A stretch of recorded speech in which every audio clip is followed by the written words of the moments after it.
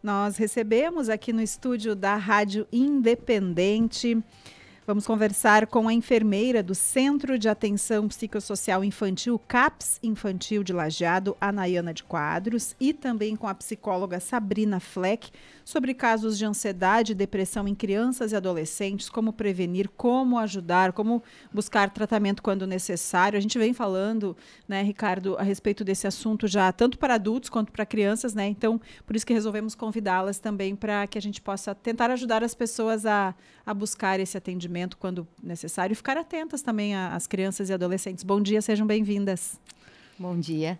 Bom dia a todos, bom dia aos ouvintes. Então, como é feito o tratamento, o acompanhamento pelo CAPS, como as pessoas chegam até ele e depois a gente passa para essa questão de como observar, né, quando é necessário buscar esse atendimento. Bom, então o CAPS Infantil, né, Centro de Atenção Psicossocial, ele é um serviço voltado para o atendimento e acompanhamento das crianças e adolescentes com transtornos mentais graves e persistentes, né? Então, quando a família identifica ou a atenção básica, a escola identifica alguma situação que está indo além, né, de alguma coisa que já foi conversado e orientado à família, né, buscou atenção básica e não teve resolutividade, eles fazem um encaminhamento para o acolhimento no CAPS Infantil. Então, a família chega lá, vai ser acolhida e conforme a demanda que ela traz, a gente vai direcionar os planos terapêuticos, né, vai propor o acompanhamento com eles dentro do serviço. Quais são essas características, por exemplo? O que a criança apresenta para chegar ao atendimento do CAPS, por exemplo? O atendimento do CAPS ele se caracteriza por tudo aquilo que já está causando um prejuízo no desenvolvimento da criança, tanto na família, quanto na escola, quanto nas relações de amizades. Então, um tanto de ansiedade, ele faz parte da nossa sociedade hoje, né? Todos nós somos mais ansiosos, mas tem aqueles momentos em que a pessoa extrapola essa ansiedade normal. E isso, então, a gente acaba caracterizando como um quadro de ansiedade que necessita de algum acompanhamento. O que seria esse extrapolar?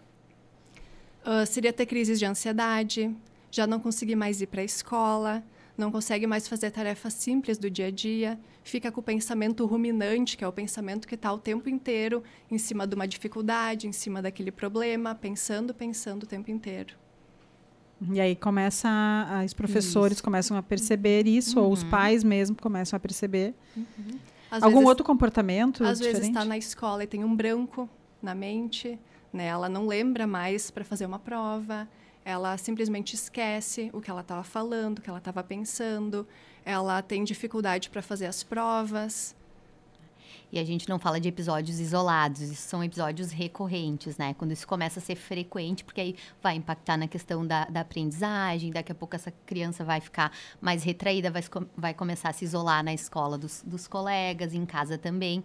Então, esses são sinais de que já está indo além, esse sintoma ansioso já está indo além, né? Estamos falando de ansiedade, mas e a depressão?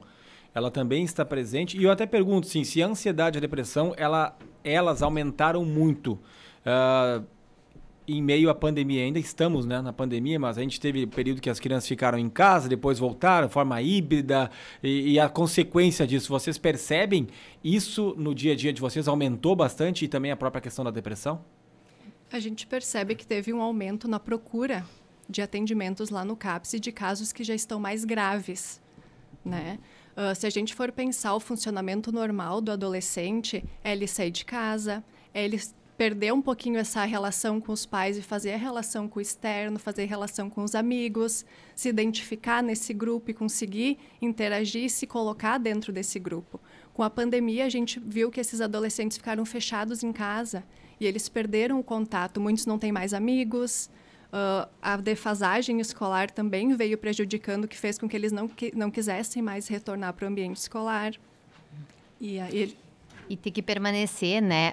Como a gente passou desse período de não ter aquela rotina de escola, ter que permanecer por muito tempo no ambiente da sala de aula, né? Sentado, né? Que a gente ainda tem uma forma de ensino mais tradicional. Isso gera um pouco mais ansiedade na criança. Ela não consegue, às vezes, tolerar esse período. Então, a gente percebe que a educação vem buscando alternativas de estar mesclando, de estar diferenciando esses ambientes escolares para, de fato, se tornar mais atrativo para que a criança consiga tolerar ficar por mais tempo, né, na escola. Então, modificando a forma de ensino.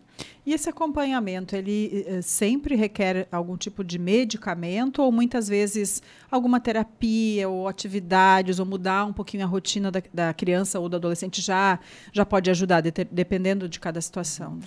Normalmente a gente começa nesse primeiro momento de acolhimento avaliando as questões de rotina, né? A gente trabalha muito com as famílias as questões de ter uma rotina organizada, que isso é fundamental para a criança pequena e para o adolescente também, uma questão de uma rotina para a organização dele, né? Pessoal, isso mental, né? O ambiente também, a organização de um ambiente, impacto no funcionamento da criança também. Então, a gente começa pela base, que são as rotinas. E também a família, né? A gente tem momentos, a gente está vivendo um momento de perda um pouquinho desse núcleo familiar, né? É bem comum a gente ouvir, mas ele passa o dia inteiro no quarto, ele não quer conversar com a gente. E a primeira orientação é, traz esse filho para perto de ti, busca ele para estar do teu lado, para que tu saiba o que ele está vivendo, o que ele está passando, o que ele está pensando, porque é um ser em formação. O adolescente, ele vive as sensações, os sentimentos, tudo muito mais intenso do que a gente. Muitas vezes é o momento que eles estão sentindo tudo pela primeira vez. É a mudança do corpo, é a mudança da posição social. Antes ele era uma criança, agora ele vai começar a ter responsabilidade, a se colocar no mundo, ele é visto de outra forma, né? Então, os pais precisam dar uma orientada nessa forma do adolescente viver, né? E aí, você está falando, né, Nayana, da questão da adolescência. A gente sabe que, historicamente, o adolescente passa por uma série, todos nós já passamos, né? Muda, fica muitas vezes mais rebelde, não aceita, enfim. Mas vocês têm percebido um público que agora tem mais dificuldades, tem mais questão de ansiedade, tem mais depressão, falando da faixa etária, se é dos 14 ao 15, ou se é dos 9 aos 10, ou se pega mais meninos, meninas, se tem essa distinção também, ou se é de uma forma mais geral? É mais comum as meninas terem sintomas depressivos e ansiosos, mas os meninos também estão vindo parelho junto com elas. Está bem comum. E a idade? A gente percebe um movimento, assim, de que essas situações estão aparecendo um pouco mais cedo, assim. Pelos 8, 9 anos, a gente já pega situações de crianças com sintomas ansiosos e deprimidos um pouco elevados, né? E algumas vezes chega o adolescente até nós, ele já era criança com sintomas e que não foi levado adiante. Foi agravando, ao longo do tempo. E para os pais ou familiares, porque às vezes não são os pais que estão ali no dia a dia, em função de estarem no trabalho, né? Não tem aquele acompanhamento direto. Às vezes é só ali no início da noite, final da noite, quando já estão praticamente indo dormir para o outro dia de atividades. Às vezes são outras pessoas da família, né, que estão, ou avós, ou outros parentes, enfim. Como é que faz para identificar? Porque às vezes pode ser um dia triste, pode ser que a pessoa já é um pouquinho mais introspectiva e daí não chama tanto atenção para a depressão, enfim. Como é que faz para identificar se realmente é um caso de buscar atendimento? É a questão da proximidade, né? A gente trabalha muito com as famílias porque dentro do serviço hoje a gente atende além da criança a família também, né? Porque a família tem que aprender a lidar com a criança, auxiliar ela a passar por essa dificuldade, por esses sintomas. Então, a família é orientada na questão da qualidade do tempo que ela passa com essa criança, né? De busca assim, bom, a gente sabe que hoje todo mundo precisa trabalhar, tem uma rotinas de trabalho pesado, mas assim, quais os momentos que tu vai conseguir encontrar para brincar com teu filho, né? Para vocês conversarem um pouquinho. Então, assim, isso a gente tenta trabalhar e construindo com as famílias dentro da possibilidade de cada um esses momentos, assim. Então, a grande maioria das famílias, às vezes, brinca assim, mas eu não sabia que é tão importante eu brincar com meu filho. É, sim. É importante tu brincar com a criança. E aquele adolescente que é mais rebelde, que, mãe, eu não quero, que chato tá aqui. Ele não quer, ele é mais resistente, mas eles gostam. Eles gostam quando a família... Não, agora nós vamos fazer uma atividade em família, né? Nós vamos fazer um jogo, nós vamos assistir um filme juntos, né? Eles gostam desses momentos. Então, buscar essa aproximação, porque, de fato, se a gente cai numa rotina e não consegue se olhar e prestar atenção nesses detalhes, às vezes passam alguns batidos. Insistir um pouco também. Insistir um pouco, assim, mas eu não quero. Então, tá, pode ser não hoje, mas tal dia a gente vai sentar, a gente vai conversar, a gente vai fazer uma atividade.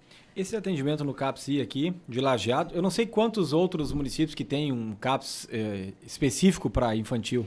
Aqui na região hoje somos só nós que temos o CAPS Lajeado. infantil. Isso atende moradores de Lajeado. De Lajeado, então... E precisa ser através da escola ou o pai e a mãe pode ir lá direto no CAPS, independente de ser da rede municipal, rede estadual, rede particular até... E o atendimento é gratuito, né? Isso, ele é gratuito e a gente tem, pode vir tanto encaminhado, né, por algum serviço, pela atenção básica, pela escola orientado, ou a família pode vir buscar o atendimento de forma espontânea, né? A gente sempre orienta as famílias que ligam questionando como funciona o serviço, é fazer esse contato, assim, já com a escola, trazer um relatório junto pra gente já ver onde tá impactando nessa criança. Daqui a pouco, olha, tá aparecendo alguns sintomas em casa, mas na escola ainda não apareceu, ou apareceu na escola e em casa não tá aparecendo. Aí vai depender, né, de cada caso, como funciona. Isso. O CAPS infantil, ele acaba trabalhando com os casos mais graves. Aqueles que estão mais no início, a gente orienta que a família busque atenção básica para uma orientação, uma consulta com o médico lá. Seria o posto de saúde normal. O posto de saúde. Mas tem psicólogo, tem equipe para trabalhar com isso?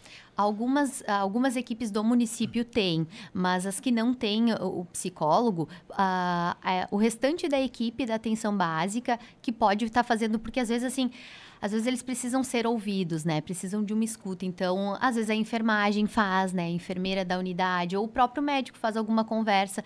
Pode-se iniciar ou não algum tipo de medicação na atenção básica. Em casos iniciais, pode-se iniciar. E aí, havendo persistência ou estão acompanhando isso, tá ficando mais grave, tá se mantendo os sintomas, aí se faz o encaminhamento para o serviço especializado. Quanto tempo, em média, leva o atendimento, ou seja, o atendimento a cada dia, mas também o tempo, né, de duração? A pessoa tem que ficar ali meio ano, um ano. Claro que eu sei que vai variar, que vai ter pessoas que entraram e estão até hoje, outros que saíram. Mas tem alguma média, assim, e de quanto em quanto tempo que é feito o encontro com vocês, com a equipe? Os encontros, eles acontecem toda semana. A criança ou adolescente recebe um atendimento na semana e a família também recebe para receber a orientação. Separados? Separados, isso, de como lidar com o filho e de como manejar qualquer coisa que possa acontecer em casa, uma crise de ansiedade, né, uma automutilação. Às vezes, tudo isso a família recebe orientação de como lidar. Então, os atendimentos são semanais, mas o período de duração do tratamento a gente não tem como dizer. Cada pessoa, cada criança vai reagir de uma forma. Mas há uma média, normalmente, assim, vocês veem assim, tem aqueles que vão ficar lá 3, 4 anos, mas tem aqueles que saem com 2, 3 meses. Então, dá para dizer que uma média seria um ano, meio ano, alguma coisa assim? O que a gente consegue observar bem nítido, que a gente tem uma melhora mais significativa, é quando a família está bem próximo desse atendimento.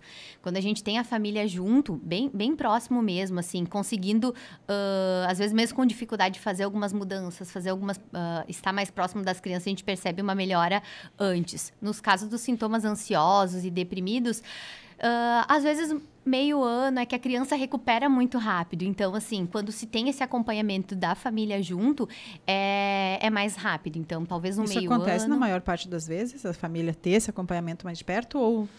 Não nem sempre, né? Nem sempre. Tem algumas famílias compreendem, algumas acham que às vezes é a criança que precisa de um suporte. Eu disse, sim, a criança precisa, mas a família também precisa, né? De um suporte para aprender a lidar. Então, nesses casos, acaba sendo um pouquinho mais lento. Mas às vezes é mais lento, mas a família, quando se dá conta, como a gente diz, consegue auxiliar bastante. E vocês têm números, quantos atendimentos por mês, ou como é que vocês têm esse controle dos atendimentos? É bem variado, tá? É bem variado o número de pacientes que estão vinculados ao serviço. Então, eu não saberia te passar uma média hoje de atendimentos. Mas são vários por dia? Sim. Porque dentro da rotina do serviço de CAPS, a gente tem os atendimentos individualizados, a gente tem oficinas terapêuticas, tem grupos terapêuticos, grupos de família, as visitas domiciliares. Então, tem dias que tem mais profissionais, então tem mais atendimentos. Isso é bem variado. Muito bem. Algum recado, como as pessoas podem fazer, então, para encontrar os profissionais aí do CAPS infantil aqui de Lajeado? Então o serviço do CAPS infantil funciona aqui no centro de Lajeado, né, na rua Saldanha Marinho, número 715, e o serviço está de portas abertas, né, para receber as famílias que sentirem alguma necessidade, né, e que já tenham tentado alguma intervenção e não tenha dado certo, né, a gente fica à disposição. Tá certo. Telefone para contato? Lá o número é 3982 1122 ou 3982 1123. Obrigado, então. Sabrina Fleck, psicóloga, e a Nayana de Quadros, enfermeira, elas que atendem no Centro de Atenção Psicossocial Infantil, CAPS Infantil, aqui no centro de Lajeado. Obrigado pela presença de vocês, uma boa semana.